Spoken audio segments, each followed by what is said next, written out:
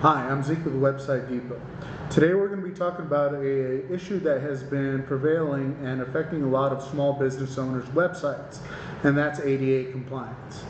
In this video we're going to go over certain things such as legal issues and legal ramifications having to do with the Americans with Disabilities Act, compliance with websites, how do you comply with it? Is there a reasonable way to comply with it? How do you make a website accessible? Problems that people have been running into, such as receiving litigation or demand letters from lawyers and plaintiffs regarding this. So we're going to dive into this, including kind of what is the law and how to get in line with it. So let's get started here. So what is the ADA? The Americans with Disabilities Act was passed into law in 1990, signed into law by the first George Bush, and it was a bipartisan law basically. It was written very well intentioned to protect the rights of people with disabilities against any discrimination or exclusion. And this was particularly written for things such as in the workplace, their access to government services, as well as an article which we will be talking about today as it pertains to business, anything in the public sphere, anything with public access. So this is going to apply to businesses and nonprofits. Basically, the way it was built is ranging as a legislation ranging from everything to voting to parking, as they would say. So the issue at hand is Title III here. That's what we'll be talking about, and a lot of the website accessibility falls under. And whereas Titles 1 and 2 of the ADA pertain mainly to workplace rights and government services, what we're going to be talking about is Title III, which deals with businesses as well as nonprofit. So just about everything in that umbrella does fall under this legislation. Every business that makes public accommodations has to make reasonable accessibility in a way that doesn't discriminate or exclude or make difficult people with disabilities to access. Now, there were critics of the law from the beginning, even before the internet came about, was that the law was written a bit too broad strokes that left too many gray areas, and it was going to leave open a lot of room for litigation. A lot of people were going to get sued over this. And actually, that was the way it was sort of intended to be. People with disabilities, their rights were going to be progressed through the courts, through case by case, through legal precedent and everything. So the main problem here in today's issue at hand is we didn't really cover the digital world at this point. The law was written in 1990, well before the internet became what it is today here in 2023. So that, as you know, leaves open a lot of open to interpretation. But as you know, there's been a lot of litigation, especially in the state of California, in which people have been given demand letters, served with a complaint, or outright litigation in regards to website not being ADA compliant. Now, that's open to debate and whether that these plaintiffs and lawyers are doing this as an activism for the greater good, or are they just trying to make a quick buck? Now, there could be cases on both sides, and it's been proven on both sides that somebody is, maybe there's a group that works very closely on a lot of issues with people with disabilities, and they're really trying to help them. Whereas you have some serial litigants who have actually been cited, well, serving too many papers, basically, trying to make this a get-rich-quick scheme. So how do we combat this? How do we face this here if you're a small business owner? So if you've received an ADA letter or demand for money, or worse yet, a lawsuit, if you've been served papers, well, the first step is to, take a deep breath. Don't panic. What you're going to want to do is kind of get educated on the matter and then also seek some help with it. It could be some help on the technical side, or it could be some legal counsel, depending on the severity of it. There's a few things you should look at first. Also, because it's been a common practice, is that you want to take a look at this letter that you've received. Does it look like they just filled in the blanks with your name? Does it look like maybe that they just painted some broad strokes about your business or your website and the way that it's just not accessible? Well, in that case, you could kind of tell that it's a boilerplate template type of deal. They're sending this out to a lot of people, and chances are they are serial litigants, or that they are sending it out trying to make a quick settlement for a buck. Now, that could be the case. However, do look at this, do look at your letter, and does it talk about violations in detail about your website? Are there some glaring mistakes that it's talking that you know that, hey, that does exist on my website? Being very specific, that's basically what you want to look at. And if they are, they might have some, credence to that. They might have found quite a bit of things. Maybe someone with disabilities did have some problems with it. And, now they're taking this up with you. In either case, I think that you should take it seriously and start to take inventory of what's going on your website. So, unfortunately, here in California, it's been the biggest increase in the ADA lawsuits being filed in federal court. This partly has to do with some other corresponding laws with California as it pertains to accessibility with people with disabilities that actually opens the way for people to claim more damages.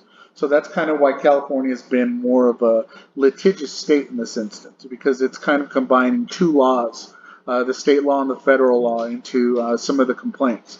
And that's why you've seen this number here that you see in this graph. But if you look at it on the other side of the coin, this has been plaguing a lot of small business owners. Unfortunately, according to the U.S. Chamber of Commerce's Institute for Legal Reform, plaintiffs' lawyers and serial filers have discovered loopholes in the law to capitalize at the expense of many small businesses, hurting our economy and damaging the integrity of the Americans with Disabilities Act. So the big problem with the ADA that a lot of people had as it pertains to websites was that it didn't talk about websites. There was a lot of lawsuits being filed as a result of the gray area, really. So what actually happened that makes this a little bit more serious on the other side of the coin is that the Department of Justice did say that in fact the ADA should cover websites and that the federal court should review the accessibility of websites to determine whether or not people with disabilities have reasonable access to it. So this is a real thing. Websites are a legit battleground for these kind of complaints. So let's talk about what makes a website accessible. Now, whereas you might have, you had some prior ADA cases that have to do with people making complaints against restaurants. That might have to do with perhaps somebody with some orthopedic issues, spacing of the tables, space to get in, accessibility to parking, accessibility to restrooms. That's not so much the case here with websites. That will have to do more with seeing, with hearing, as well as speech. Those are the main things that we want to address when looking into whether a website is accessible or not. It has to be good to read with a text-to-speech system, basically. It has to be read with an accessibility software.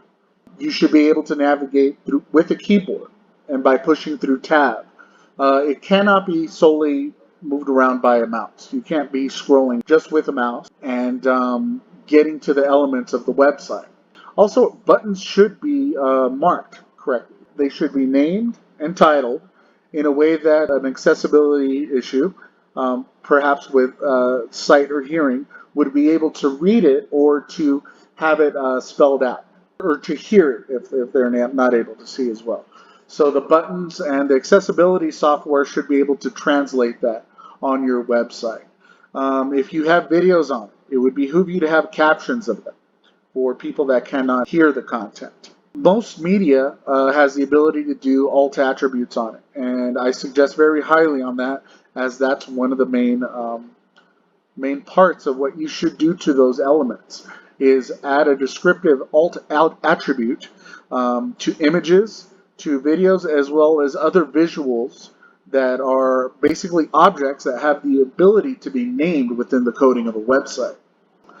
Bad practices. These are big no-nos. If you put up a photo and you just name it after its file name, like 445 or family photo 2, something like that, that's a no-no in terms of accessibility. If you only make it friendly for people with a mouse, that's a no-no too. I think that if you've made a website, I think you should be beyond that, because we're also looking into the mobile aspect of it. So that should translate easily anyways. Poor color contrast affects people with color blindness. So if you have something like a white on white text, that could be a very big issue with, well, site issues. Also, if the forms are not easily readable with a speech accessibility tool, that's another problem. People should be able to fill out the forms regardless of any issue they may have. They should be able to fill it out with speaking it, typing it in with, and knowing and hearing what each bit of the form is asking for. So if any of that is obscured, that is pretty much considered a bad practice and could be flagged in many audits and systems. As we dig deeper into like what to look at, there's some really good tools that we use here at Website Depot that our developers use, as well as some of a strategists when doing tests and trying to find out what's going on. Very ironically, I ran a test of an ADA lawyer, and they're not very accessible themselves on one of our audits. Let's not point out their name or anything, but they had a lot of buttons that weren't titled correctly. So I did that using the Google Lighthouse, which is a very useful tool. Basically, you'll push F12 on your Google Chrome browser. When you're on any website that you want to audit, you'll go over to the tab that says Lighthouse, and then basically hit accessibility. You could run other tests such as SEO and mobile aspects, other audits that you could do there. In this case, you want to run an accessibility test. You'll just check that off and then run the test.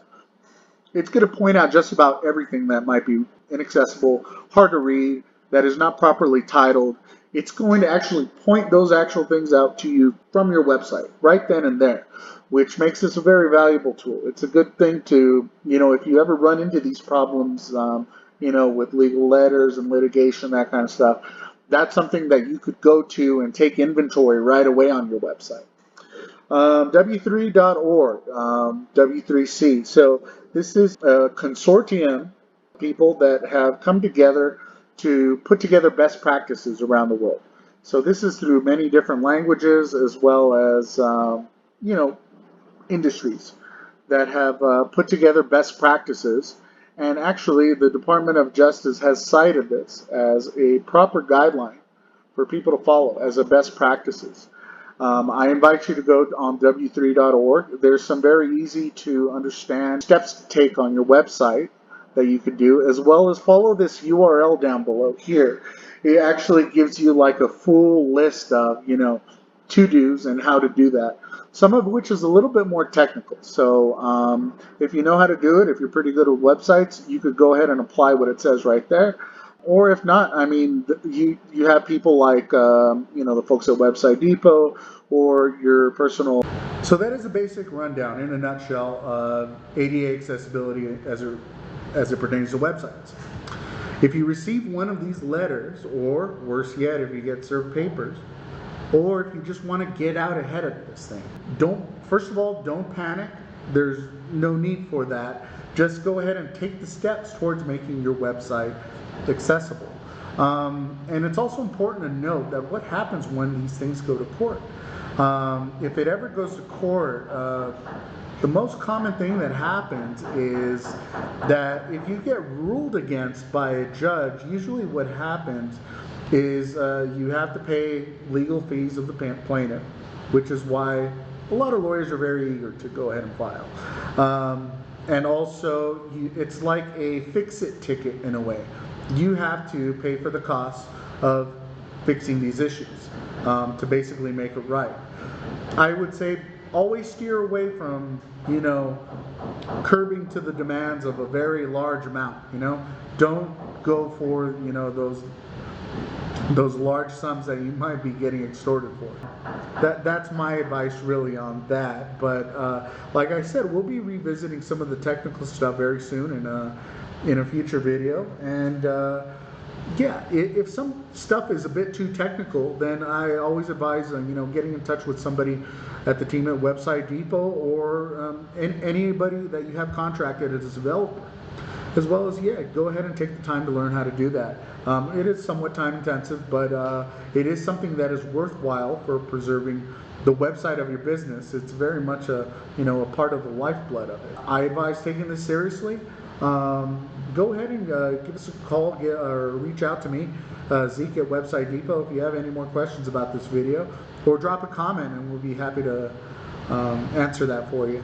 So, as far as the ADA compliance goes, this is part one of a series, a deeper dive that we'll be taking into it. I am Zeke Hernandez with Website Depot, and thank you for taking the time to watch.